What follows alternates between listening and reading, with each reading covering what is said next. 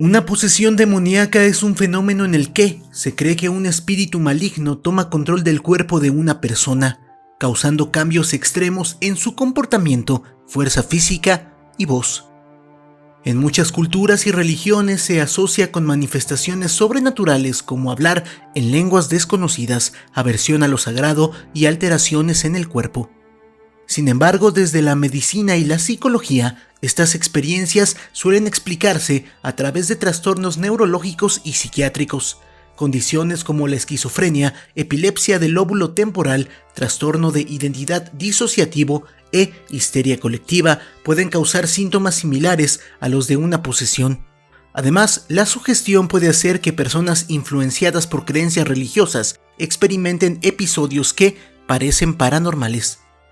A pesar de ello, la posesión sigue siendo un tema de debate en el cruce entre la fe y la ciencia. Mientras que la medicina busca explicaciones racionales, muchas comunidades siguen recurriendo a rituales espirituales y exorcismos como una forma de sanación. El día de hoy te narraré 9 historias que aparentemente son reales, testimonios de personas comunes como tú y como yo, que un día vivieron de frente el horror de tener o creer tener en sí o en un ser querido una posesión demoníaca. Por obvios motivos, algunos nombres serán cambiados y las fotografías censuradas. I Got You Destroys presenta 9 casos de posesiones demoníacas ocurridos en México. Número 9. María siempre había confiado en la ciencia. Como estudiante de psicología en la UNAM, rechazaba cualquier explicación sobrenatural para lo que la gente llamaba posesión.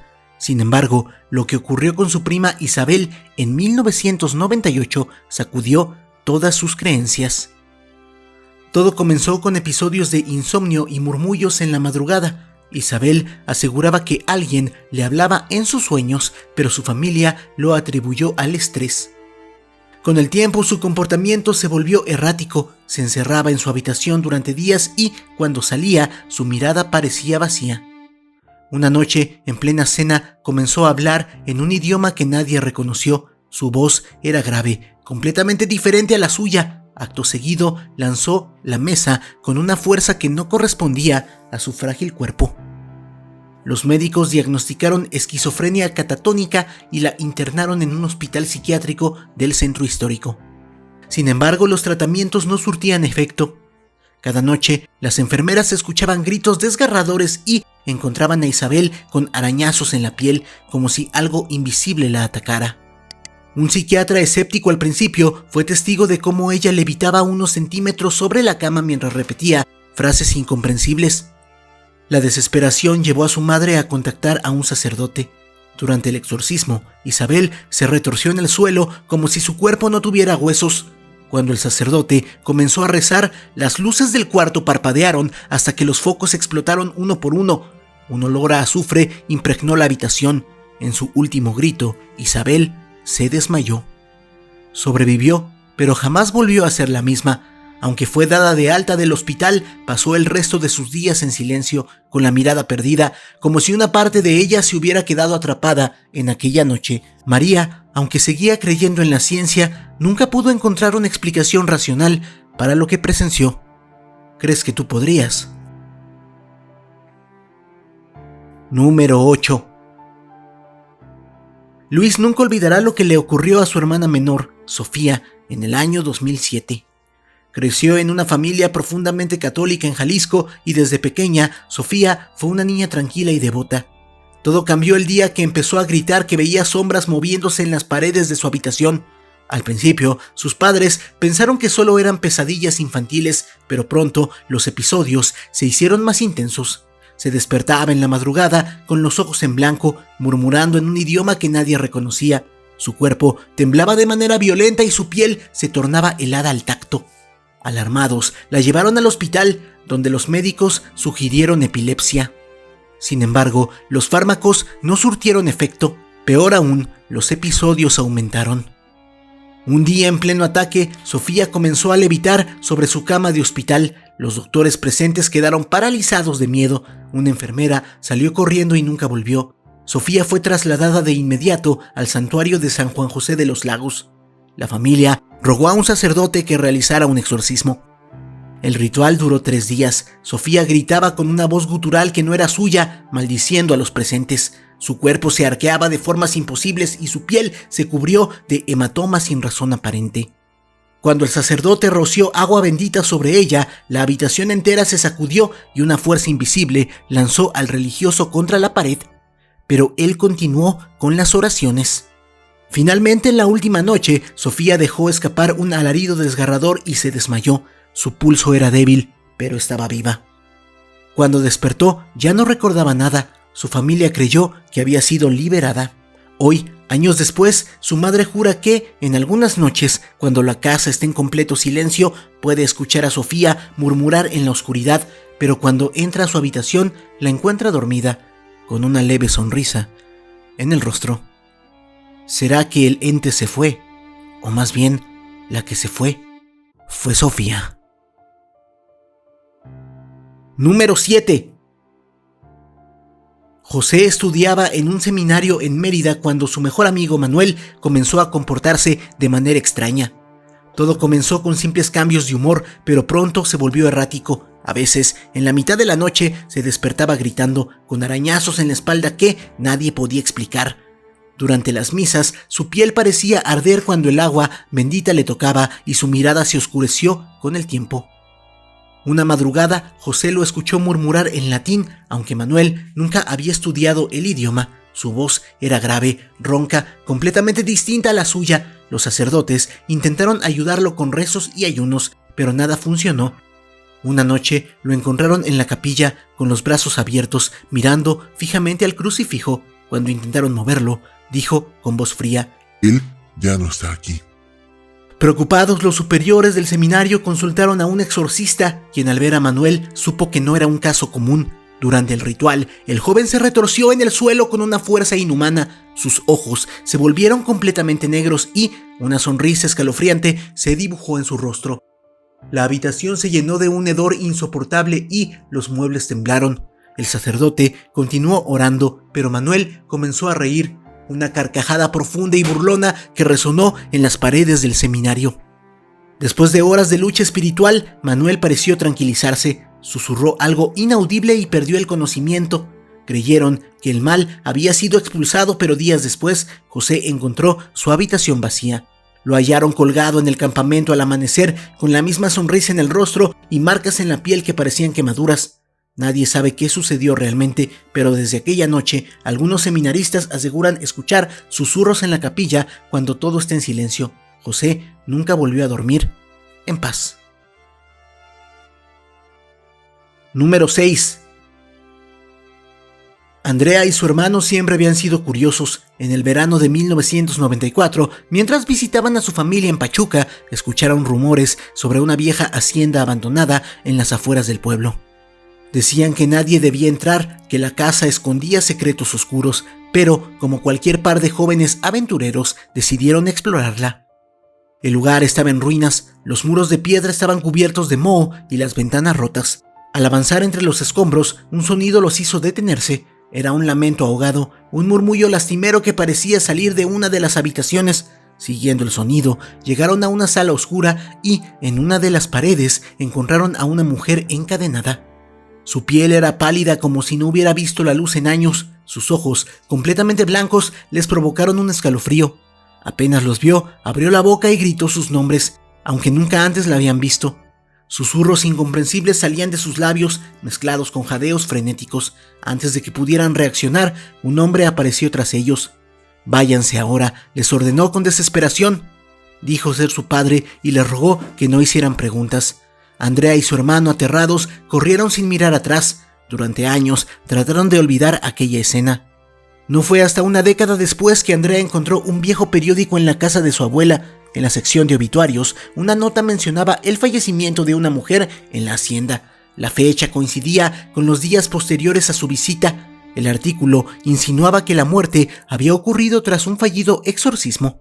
Los sacerdotes intentaron ayudarla, pero su cuerpo no resistió, decía la nota. Desde entonces, la hacienda permanece desierta. Sin embargo, algunos vecinos aseguran que, por las noches, se escuchan susurros en el viento y que, si te acercas demasiado, una voz te llama por tu nombre, aunque nunca antes te haya visto. Número 5.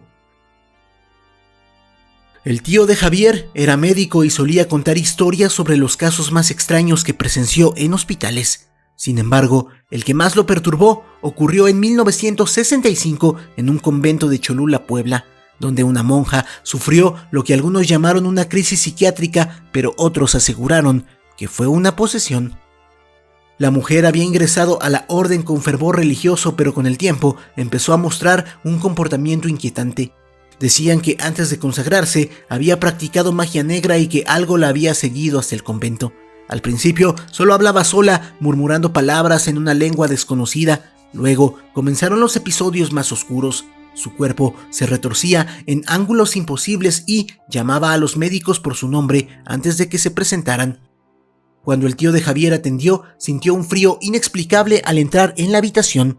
La monja estaba postrada en su cama, con la piel pálida y los labios cubiertos de sangre. Tarde o temprano, tú también vendrás conmigo, le susurró con una voz cavernosa.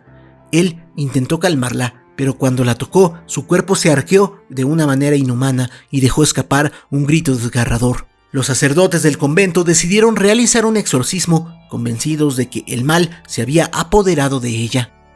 Durante el ritual, la monja se liberó de sus ataduras con una fuerza sobrehumana y se lanzó contra el sacerdote, riendo con una voz que no era la suya.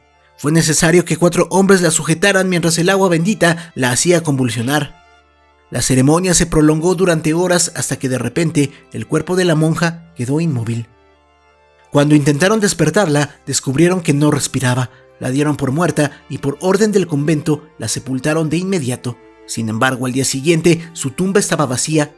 Nadie sabe qué ocurrió con ella. Algunas monjas afirmaron haberla visto en los pasillos durante la madrugada, con los ojos completamente negros, como si nunca se hubiera ido.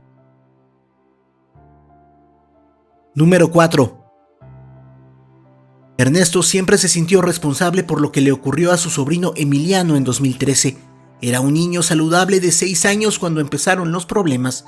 Se despertaba en la madrugada gritando, asegurando que la mujer de la sombra lo observaba desde la esquina de su cuarto. Su madre intentó calmarlo, diciéndole que solo eran pesadillas, pero cada noche los gritos se hacían más fuertes. Pronto la salud de Emiliano empezó a deteriorarse. Perdió el apetito y aparecieron moretones en su cuerpo sin razón aparente. Sus ojos se hundieron y su piel se tornó ceniza. Lo llevaron con médicos y psicólogos en Oaxaca, pero ninguno pudo explicar su condición. Dijeron que podía ser un trastorno del sueño, estrés infantil o incluso un problema neurológico. Pero cuando empezó a hablar con una voz ronca y desconocida, la familia dejó de buscar respuestas médicas. Desesperados acudieron a un chamán de la sierra que, al ver al niño, palideció. No es una enfermedad, dijo, es algo que lo está consumiendo. El ritual comenzó esa misma noche. El chamán encendió copal y empezó a rezar, pero Emiliano gritó con una furia inhumana y su cuerpo se arqueó como si una fuerza invisible lo estuviera retorciendo. De sus labios salieron palabras en un idioma desconocido. El aire en la habitación se volvió espeso. Ernesto, paralizado, sintió un escalofrío cuando las velas se apagaron solas. El chamán insistió, pero Emiliano comenzó a convulsionar violentamente. De repente, todo quedó en silencio. El niño exhaló un último suspiro y su cuerpo quedó inerte. El médico forense no encontró una causa clara de su muerte. Lo registraron como fallo orgánico inexplicable. Sin embargo, su madre jura que, en algunas noches, sigue escuchando su voz llamándola desde su habitación vacía. Y Ernesto, cada vez que ve una sombra moverse en la oscuridad, siente que Emiliano aún está ahí, atrapado entre este mundo y el otro. Número 3. Laura siempre pensó que su abuela sufría demencia. Con 82 años, la mujer hablaba sola y aseguraba que ellos la visitaban en la madrugada. Decía que sombras se deslizaban por su habitación y que le susurraban al oído. La familia lo atribuyó a su edad hasta que los moretones empezaron a aparecer en su cuerpo sin razón aparente. Una noche de 1990, Laura entró a su habitación y la encontró flotando unos centímetros sobre la cama. Sus ojos estaban en blanco y su piel se tornaba de un tono amoratado. Cuando cayó de golpe sobre el colchón, emitió un grito infantil, una voz que no era la suya.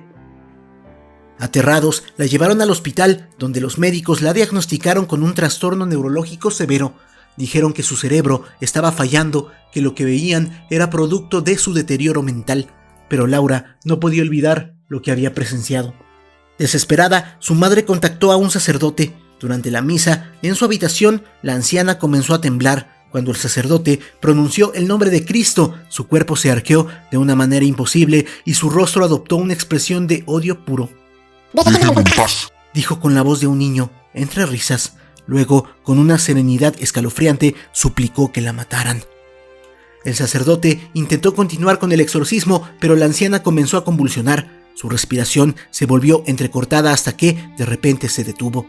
Murió esa misma noche. Los médicos no pudieron determinar la causa exacta del fallecimiento. Días después del funeral, la familia comenzó a notar algo extraño. En las madrugadas, cuando la casa estaba en completo silencio, podían escuchar una respiración pesada viniendo de la habitación donde ella dormía, como si aún estuviera ahí. Laura, incluso ahora, evita pasar por esa puerta después del anochecer. Número 2. Daniel trabajaba en un puesto de comida cerca de la Basílica de Guadalupe. Cada día veía a un indigente de aspecto descuidado, un hombre de edad incierta que murmuraba para sí mismo mientras deambulaba por la explanada. Nadie le prestaba atención hasta que una tarde de diciembre de 2017, el vagabundo se detuvo frente a Daniel, lo miró fijamente y dijo: «Sé quién eres y sé cuándo morirás». Al principio Daniel pensó que era solo un loco más, pero esa misma noche comenzó a escuchar voces en su cabeza. No eran pensamientos propios, sino susurros, como si alguien le hablara al oído en un idioma que no comprendía. También notó sombras que parecían seguirlo, reflejadas en los escaparates y los charcos de agua. Aunque cuando volteaba no había nadie. Asustado, decidió confesarse con un sacerdote en la basílica. Apenas cruzó las puertas, un mareo lo invadió y cayó desmayado. Los testigos dicen que su cuerpo se convulsionó y que antes de perder el conocimiento murmuró las mismas palabras que el vagabundo le había dicho. Cuando despertó, estaba en el suelo de la iglesia y varias personas lo rodeaban. Sintió un frío extraño en el pecho y salió corriendo sin decir una palabra. Al doblar la esquina, vio una multitud reunida, se acercó y lo que vio lo dejó sin aliento. El vagabundo estaba muerto en la calle, con el rostro completamente inexpresivo. Pero lo más aterrador fue que, al verlo de cerca, Daniel sintió como si estuviera mirándose a sí mismo. El cadáver tenía sus mismos rasgos, como si estuviera viendo su propio reflejo en un espejo deformado. Esa noche renunció a su trabajo y dejó la ciudad, pero cada tanto, cuando se ve en el espejo, siente que su reflejo lo observa con más intensidad de la normal, como si la sombra del vagabundo aún lo siguiera, esperando el momento de completar su profecía. Número 1. Marcos era biólogo y llevaba años estudiando la fauna en la selva Lacandón en Chiapas. Conocía los peligros naturales del lugar, pero nada lo había preparado para lo que le ocurrió a su compañero Jorge en 2005. Exploraban una zona remota cuando encontraron una cueva oculta entre la vegetación. En sus paredes había símbolos tallados que no pertenecían a ninguna cultura que conocieran. Jorge, fascinado, se adentró más en la cueva, mientras Marcos sintió un escalofrío inexplicable y se negó a seguirlo. Esa misma noche, Jorge empezó a comportarse de manera extraña. Murmuraba palabras en una lengua desconocida y aseguraba que algo lo observaba desde la oscuridad. A la mañana siguiente, su cuerpo amaneció cubierto de cortes profundos que nadie pudo explicar. Parecía que algo invisible lo atacaba mientras dormía. Los guías locales, aterrados, insistieron en llevarlo a un chamán. Al verlo, palideció y les ordenó que abandonaran la selva de inmediato. Según él, Jorge había despertado algo antiguo y peligroso. Durante el ritual de purificación, Jorge gritó con una voz que no era la suya y su cuerpo se arqueó de forma imposible. «No es él quien habla», murmuró el chamán. Esa noche, Jorge desapareció. Salió de su tienda de campaña en silencio y jamás lo volvieron a ver. Lo buscaron durante días, pero solo encontraron su mochila a la entrada de la cueva. En su interior, un mensaje escrito en sangre decía: «Nunca debimos entrar». Desde entonces, los lugareños evitan esa zona de la selva. Algunos dicen que, si caminas cerca de la cueva al anochecer, puedes escuchar susurros provenientes del interior, y si miras demasiado tiempo en la oscuridad, sentirás que algo te está mirando de vuelta. Si llegamos a 1000 likes, haré una segunda parte. ¿Qué historia te gustó más? Dímela en la sección de comentarios. La palabra clave para saber que llegaste al final del video va a ser exorcismo. No exorcismo, exorcismo, porque esa es la palabra latín de exorcismo, que ya después les diré qué significa. Si el video te gustó, dale like, compártelo, suscríbete, sígueme en mis redes sociales, las puedes ver en pantalla y las encuentras en la descripción. Apoya el canal para aparecer aquí al finalizar los videos. Por mi parte eso sería todo. Yo soy Aigo Yo Destroys, tengo los mejores seguidores del mundo que son ustedes. Muchas gracias. Pum pum.